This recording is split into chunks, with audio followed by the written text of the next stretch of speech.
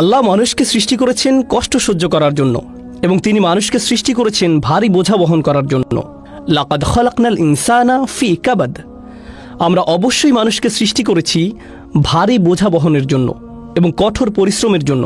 মানসিকভাবে আপনি লড়াই করছেন, শারীরিকভাবে আপনি সহ্য করছেন, আপনি লড়াই করছেন। হতে পারে আপনি স্বাস্থ্যের জন্য লড়াই করছেন, আর্থিকভাবে লড়াই করছেন, মানুষের কারণে লড়াই করছেন। এই জীবন আল্লাহ এটি নকশা করেছেন কঠিন করে।